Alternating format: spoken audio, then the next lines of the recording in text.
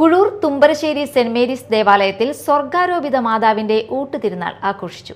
ദേശീയ പതാക വന്ദനം, പ്രസുതേന്തി വാഴ്ച, തിരുനാൾ പാട്ട് കുർബാന, സന്ദേശം, ലതീഞ്ഞ്, നൊവേന, ഊട്ടുനേർച്ച എന്നിവ നടന്നു. ദേവാലയ വികാരി ഫാദർ ബിനീഷ് കോട്ടക്കൽ ചടങ്ങുകൾക്ക് മുഖ്യ കാർമ്മികത്വം വഹിച്ചു. എന്റെ കുടുംബത്തിൽ, എന്റെ സ്വന്തക്കാരുടെ, എന്റെ അയൽവാസികളുടെ, എന്റെ ബന്ധുക്കാരുടെ ജീവിതത്തിൽ ഞാൻ അനുഗ്രഹമാണോ പാരയാണോ പറയുന്നത്?